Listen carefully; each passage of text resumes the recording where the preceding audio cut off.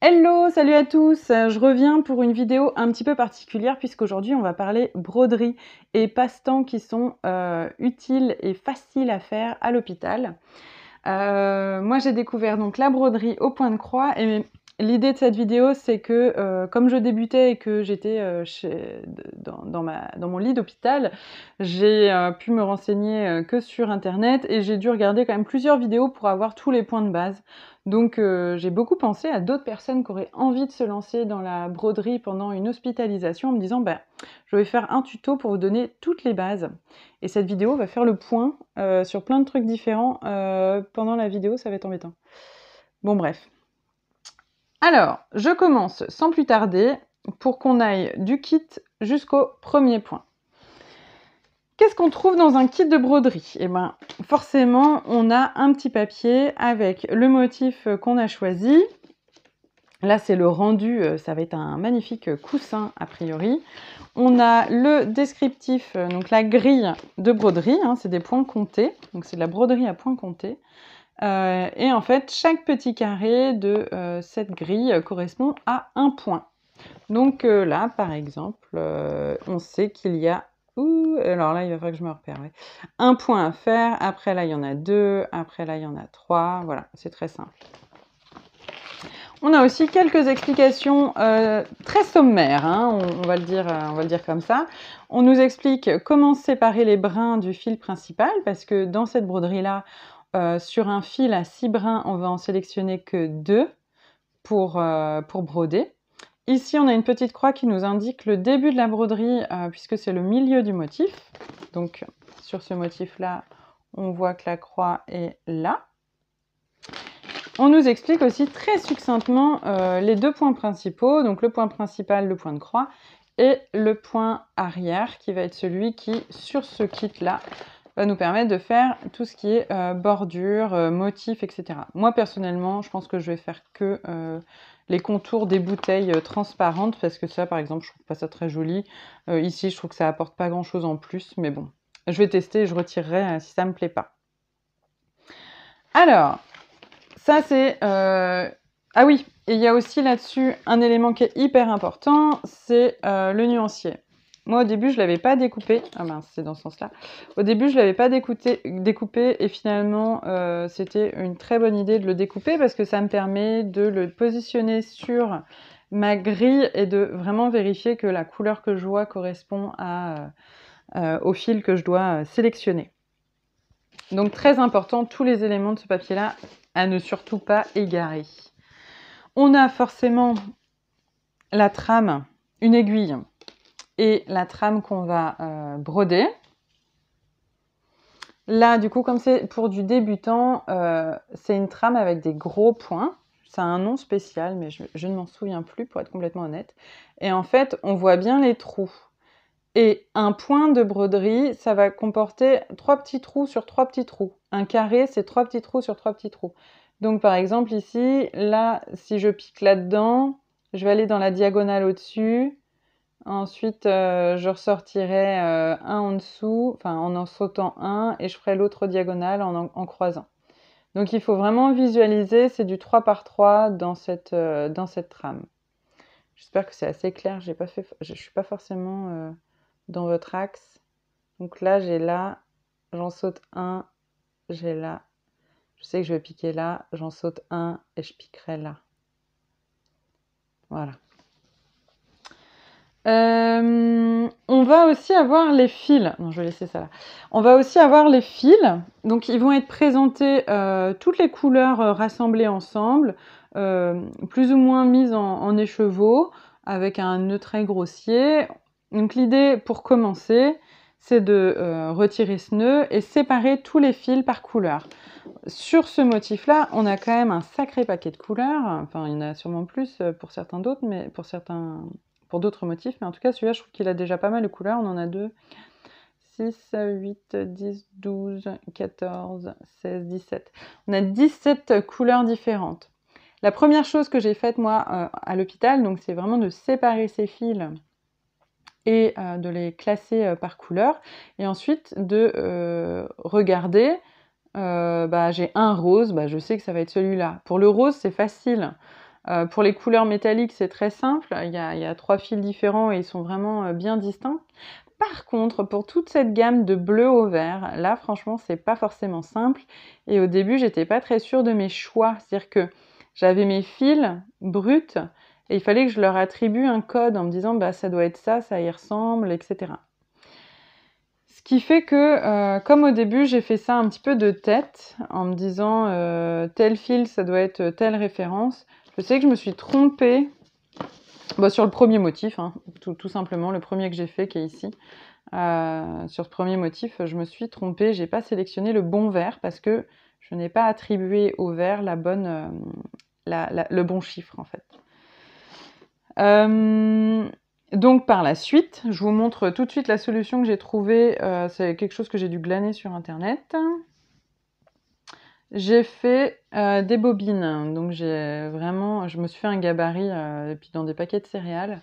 Je me suis fait des bobines pour me rappeler la cote et la couleur. Donc comme ça, quand je suis sur mon motif, je me dis « Ah oui, ça c'est le vert 174 4M ». Je me dis « Bah déjà, tu prends pas celui-là. Tu prendras celui-là ». Voilà. Donc ça, franchement, mon premier conseil, c'est de bien préparer votre matériel. Et surtout vos fils et vos couleurs. On a envie de se lancer tout de suite, mais il faut résister un petit peu. Donc dans le kit, on a ce papier, la trame, l'aiguille, les motifs, les fils. Et ce qu'on n'a pas, dans ce kit-là en tout cas, c'est le tambour en bois. Alors qu'il nous est quand même bien utile. Moi, j'ai eu de la chance, entre guillemets, puisque j'avais acheté en même temps ce kit-là, où il était proposé de le présenter dans ce petit cadre, cadre en bois. Et du coup, le petit tambour, je n'ai pas fixé mes feutrines dedans. J'ai décidé de le garder pour faire ma broderie au point de croix. Je connais pas le diamètre, mais je m'en fichais un peu parce que là, l'idée, c'était de travailler avec ce que j'avais sous la main. Donc, moi, j'avais vu, pareil, sur Internet, que l'idée, c'était de commencer par le centre du motif et donc de trouver le centre de notre trame en comptant les points. Donc, il y a des trucs qui existent pour compter, etc. Moi, j'avoue, je crois que je l'ai fait. Je suis pas sûre d'avoir bien commencé au milieu quand même, mais clairement, sur des gros motifs comme ça, je pense que l'idée... Enfin, je sais pas si je le referai comme je l'ai commencé. Soit on plie notre tissu, notre trame, de manière bien comme il faut. On repère le centre avec l'aiguille. Et ensuite, on sait qu'il faut débuter par là. Parce que franchement, à un point près, je pense qu'on va pas trop voir la différence. Si c'est pas centré, voilà. Bon, ça c'est mon avis. Je pense qu'on peut vraiment le faire grossièrement, ce milieu. Voilà. Ça, c'est pour le début. Donc l'idée, c'est de repérer le point de départ et ça va nous indiquer, donc je le rappelle, ce point-là. Je sais pas si vous voyez, c'est à l'endroit où j'ai plus de visuel. Voilà. Donc, une fois qu'on a notre trame, notre tambour, tout ça, qu'on a bien mis nos fils en bobine ou repérer au moins les... Voilà, ça c'était mon gabarit. Parce que, ouais, qu'on a bien repéré les fils et leur cote. Parce que vous voyez, par exemple, sur ces deux nuances de bleu, c'était ultra difficile, autant sur le motif que sur les fils, de bien distinguer les teintes. Surtout quand ils étaient tous enchevêtrés. Sur ce motif-là, je ne sais pas si on voit bien. Non, là, je suis un peu loin.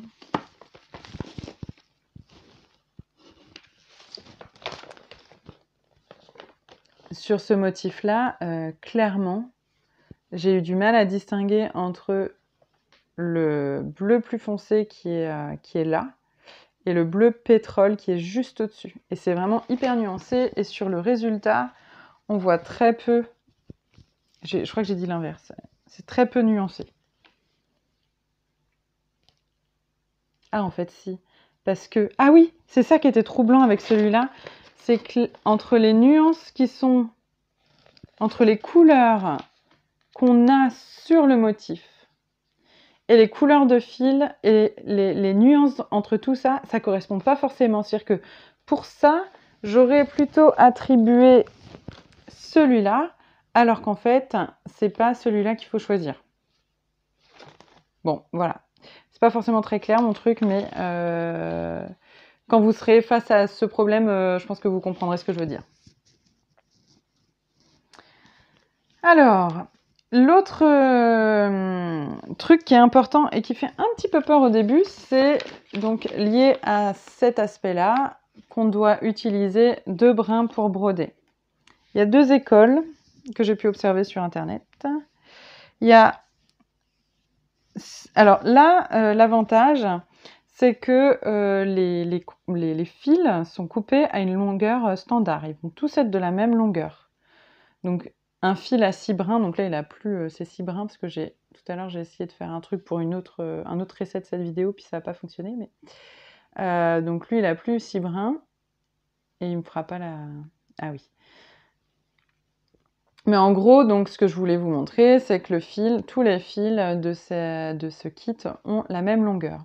Donc soit, ça je vais le poser là, soit on va isoler un seul fil qu'on va doubler.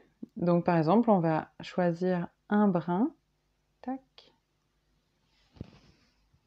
et là je tire tout simplement. Enfin je dis tout simplement, et ouais, tout à l'heure ça m'a fait le même problème alors que d'habitude je n'ai aucun souci pour défaire ça. Bon bref, je vais le mettre de côté et je vais essayer avec autre chose. Avec du gris. Le gris, lui, il a déjà été dédoublé, j'ai l'impression. Oui, il est plus court. Oui, donc ça, c'est un fil à 2. Pardon, bah écoutez, mettez avance rapide. Hein.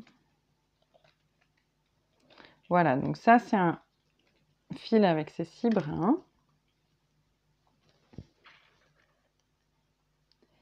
Tac.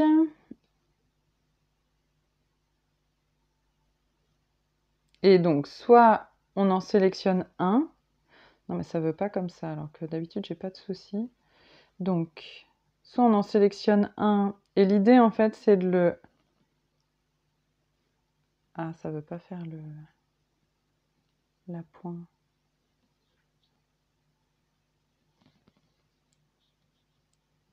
Moi, je sais que d'habitude, voilà, je tire dessus et le reste vient. Alors, attendez, je refais. Je choisis mon fil et je tire dessus. Voilà. Et sans emmêler le reste.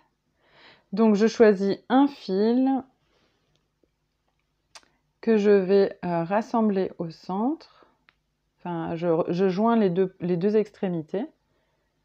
Et ensuite, bah, du coup, j'ai une boucle de l'autre côté. Donc ça me fait un fil moins long et clairement c'est plus simple à broder. Ensuite, il me suffit de passer la boucle dans le fil et dans l'aiguille, pardon. Je suis un peu fatiguée là de faire ce tuto. Et c'est bon. Et du coup, ce que je fais, c'est que je garde le bout du fil qui n'a pas la boucle, les extrémités. J'en fais un bord, le bout le plus court après mon aiguille. Donc le bout le plus long, il contient la petite boucle. Je vous montrerai après, du coup c'est hyper pratique. Et puis, donc, soit on fait ça, soit on choisit de défaire 2 fils du fil, 2 brins du fil, voilà. Donc là, il y en a qui tirent comme ça sur les 2 côtés. Moi, je sais, j'aime bien tirer comme ça, mais là, c'est vrai que ça fonctionne pas, je comprends pas pourquoi. Je comprends pas pourquoi. Donc clairement, je vous montre que dans ce cas, il vaut mieux tirer sur le côté.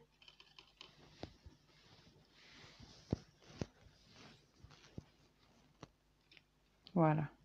Et ensuite, on détend le fil principal.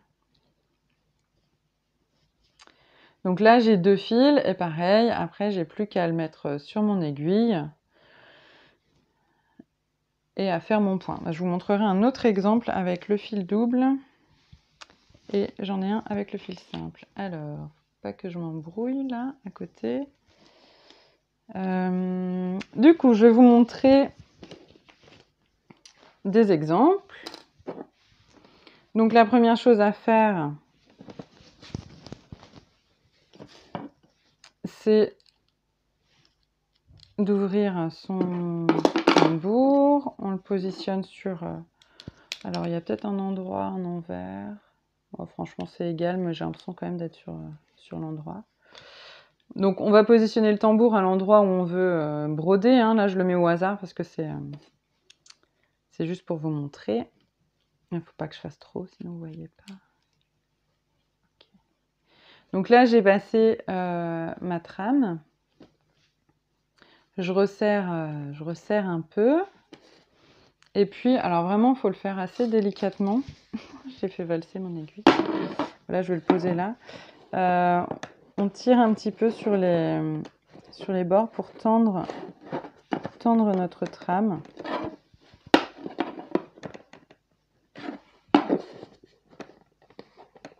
Voilà.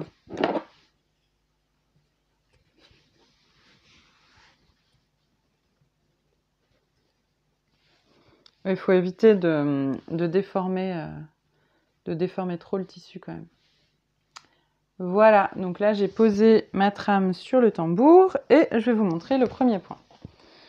Donc là je suis avec le fil simple que j'ai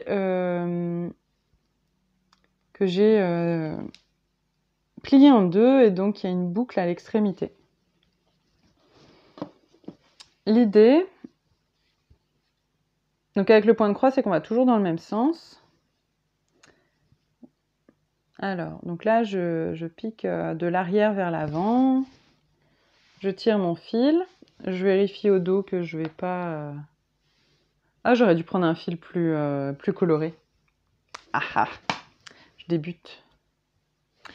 Alors, je disais, je débute en tuto, hein, donc forcément, c'est pas parfait. Puis comme je fais les choses de manière assez spontanée. Donc j'ai utilisé un fil rose, j'espère que ça se verra mieux. J'aurais pu prendre un bleu foncé, non, c'est pas ouf. Bon, donc j'ai utilisé un bleu foncé, une chute. Donc le fil n'est pas aussi long que ce que vous aurez dans la vraie vie. Donc, je pique mon aiguille de l'arrière vers l'avant. Je tire mon fil, je vérifie à l'arrière qu'il m'en reste assez. Et là, et c'est hyper important, je vais en diagonale, donc j'en compte un creux, un plein. Et je vais piquer mon aiguille dedans. Et à l'arrière, en passant à l'arrière, je prends avec mon aiguille, je passe dans la boucle et ça me permet d'arrêter le fil en fait. Donc là, je sais que ça va jamais bouger. C'est absolument génial. Et donc pour faire un point simple, hop, pour faire un point simple, donc je commence, il faut toujours commencer dans ce sens-là d'ailleurs, hein. C'est du bas gauche en haut droit, c'est toujours dans ce sens-là le point de croix. Et ensuite c'est du bas droit vers le haut gauche. Et voilà, premier point. Génial, hein? Si je veux en faire un au-dessus, je peux partir dans la diagonale au-dessus. On n'est pas obligé de commencer par le bas, mais l'idée c'est que c'est dans ce sens-là qu'on commence, et ensuite on termine dans l'autre. C'est très clair, hein, mes explications. On commence dans un sens, on termine dans l'autre. Bon, mais en regardant, c'est quand même plus simple. Je suis pas centrée. Franchement, c'est pas simple de faire des vidéos tuto quand on n'a pas de matos. Mais je suis quand même contente. Voilà, deuxième point. Et alors, la grande question que j'avais, c'était comment faire si j'ai un point un peu plus loin, mais pas trop. Genre, donc là, moi régulièrement, je tire sur mon fil pour voir où j'en suis. Et là, je ne sais pas si vous voyez que ça tire en haut à gauche du deuxième point. Donc, ça me permet de sentir où est mon fil. Et clairement, si je veux faire un point juste au-dessus, par là, en diagonale, comme mon fil Attendez, je vais vous montrer. Mon fil, il sort de là. Donc, je ne peux pas faire un point en partant de là. Je vais ramener mon fil par là. Et à partir de là, je vais faire un nouveau point. Tac.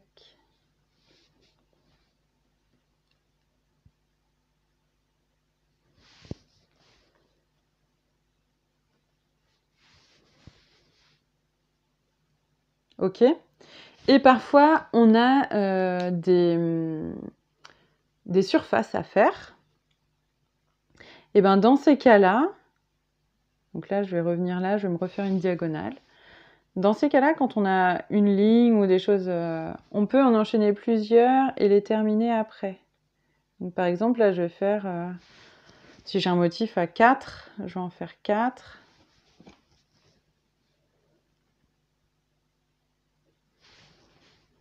Là, du coup, je vais en faire 3, mais hop. Et ensuite, je repars en dessous.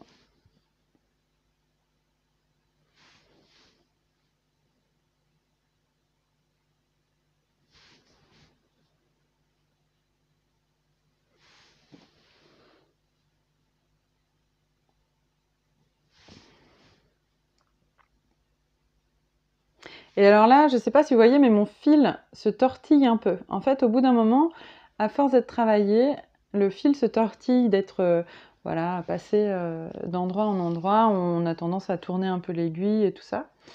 Et du coup, moi, je sens que ça va me gêner. En fait, on sent à un moment donné que ça gêne ou que du coup, le fil, il se retourne et c'est pas forcément aussi régulier. Et bien, dans ces cas-là, simplement, je laisse pendre l'aiguille et je la laisse se retourner, se mettre dans le bon axe. Voilà, ça détend le fil et ça permet de sortir du tortillon. Donc là, on voit, ces 3 points-là, c'est ceux que j'ai fait les uns à la suite des autres, en allant dans un sens et en revenant dans l'autre, en rabattant dans l'autre. Et ça permet justement de vous montrer comment je vais arrêter mon fil. Donc l'arrêt du fil, moi je le passe... je crois que c'est ce que j'avais vu aussi sur internet. On le passe simplement sous quelques mailles et on coupe. Alors bon, ça c'est un truc que j'ai depuis un moment, le petit coupe-fil, mais un ciseau, ça convient très bien pour voilà, couper le fil. Donc ça c'est la base, les surfaces et puis faire le point. Ce que je voulais vous montrer, donc ça c'est ce que j'ai fait, c'est là où j'en suis, j'ai bien avancé, vous voyez. C'est par exemple, quand j'ai fait ce premier motif, je me demandais si j'avais le droit de sauter, je sais plus, je crois que j'avais fait feuille par feuille, et si j'avais le droit de sauter, par exemple, je termine la feuille là et je saute d'ici. Mais en fait, moi, j'aime pas quand là on voit pas, mais quand par transparence, on voit des fils en diagonale. Je trouve ça super moche. Et donc, je me demandais jusqu'où on avait le droit de ne pas sauter, de sauter des points. Et donc, il y a 2 astuces. Bon, moi je faisais feuille par feuille et du coup on voit ici, il y a un petit peu du fil de rattraper, etc. Donc je travaillais, oui, comme je vous l'ai dit, feuille par feuille. Ça évite d'avoir des fils qui passent dans tous les sens. Où est-ce que je vais avoir un autre exemple? Par exemple, là, quand j'ai fait ces petits pétales, là, pour ceux-là, ils étaient juste à côté, donc j'ai pu enchaîner. Et pour aller faire celui-là, donc soit je suis passée derrière, j'ai passé mon fil sous le dos de ces points-là pour aller ici, on va regarder. Ou alors j'avais arrêté mon fil. Donc là, on est sur on est sur le dos des 2 pétales. Et effectivement, là, je vois mon fil, il est passé à l'intérieur du verre pour aller faire l'autre fleur. Donc l'idée, c'est de se servir des motifs du dos pour aller passer des fils dessous, comme des tunnels, et se rendre à l'endroit où je vais continuer ma couleur. Pour ce type de motif, moi, j'ai toujours commencé par faire les peaux. Surtout que bon, c'est assez simple, hein. Là c'est une seule couleur, sauf pour ceux-là où il y a un petit peu de fil. Je ne sais pas si vous allez voir la différence, mais il y a du fil brillant. Mais en gros, je commence par les peaux et ensuite je fais les couleurs. Là, par exemple, je suis montée comme ça. Je sais plus si je suis redescendue. En tout cas, quand on regarde au dos,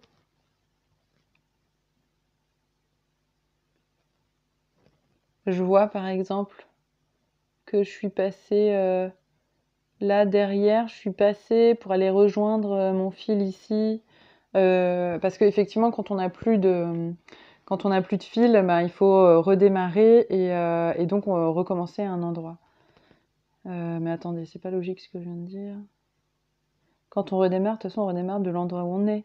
Mais ce fil-là, je sais pas pourquoi. Là, j'ai un fil vert qui passe derrière, mais je sais plus exactement pourquoi. Mais bon, en tout cas, tout ça pour vous dire que, au final, comme c'est relativement facile d'arrêter un fil et d'en recommencer un, moi, je vous conseille plutôt de faire vos surfaces sans aller d'un endroit à l'autre. Tiens, là, par exemple, on voit un peu mieux des moments où je suis allée dessous pour aller faire une autre petite fleur derrière, etc. Et dissimuler mes couleurs. Peut-être qu'on verra aussi sur un truc où il y a plein de couleurs. Voilà, il y a eu pas mal de passages aussi sous certaines couleurs. Alors, je vais vous montrer peut-être comment j'arrête. Ah oui, non, je voulais vous montrer aussi quand je prends un fil avec 2 brins. Je vais préparer le fil. Alors, ça, c'est le fil avec 2 brins. Je vous montre comment commencer et arrêter le fil. Donc, je pique de l'arrière. Je me fais ma petite diagonale. Derrière, j'ai le doigt qui tient le fil. Je sais pas si ça se voit. Il y a ça qui s'est rabattu. Ah bah, je suis vraiment pas aidée. Hop, donc là j'ai mon doigt qui tient le fil et qui évite de tirer trop vite. Ça me permet d'anticiper la fin du fil. Donc là, je suis au dos. Je garde un peu de fil de côté. Et en fait, je vais rabattre mon fil et venir piquer donc à la base. Paf. Et donc là, je suis effectivement comme tout à l'heure. Je suis bien placée pour... Tac. Pardon, c'est pas très centré. Et donc quand je vais refaire un point, pourquoi je l'ai placé dans ce sens-là d'ailleurs? Parce que d'habitude on part dans l'autre sens. C'est le tuto le plus brouillon du monde. Attendez. Qu'est-ce qui se passe si je fais ça? Bah, ça montre que c'est aussi expérimental. Oui, non, c'est bon, je suis dans le bon sens. Tac. Et du coup, l'idée, c'est de faire plusieurs points où on va venir serrer le fil. Pardon, c'est pas... Je vais en refaire un. Donc, tac.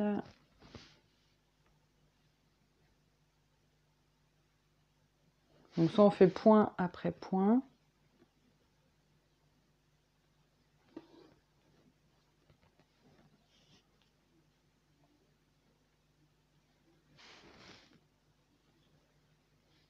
Là, en gros, quand il y en a 3, c'est bon. Comme tout à l'heure, soit on fait point après point, soit on peut très bien se dire... Je vais vérifier. Tac. Je maintiens mon fil avec mon majeur derrière. Soit j'en enchaîne plusieurs. Là, je rabats mon... Je sais pas si ça se verra, mais avec mon index, je bouge mon fil derrière pour être sûre de l'enfermer dans ce que je fais. Là, je le remonte pour passer en dessous. Et là, vous voyez, il est bien enfermé dedans. Voilà. Bah écoutez, c'est les basiques de couture. Oui, parce que ben, pour arrêter un fil, je vous ai montré. L'idée, c'est de faire vos surfaces toujours en respectant cet ordre, c'est-à-dire de croiser dans ce sens-là d'abord et ensuite par-dessus de la droite vers la gauche et du bas vers le haut.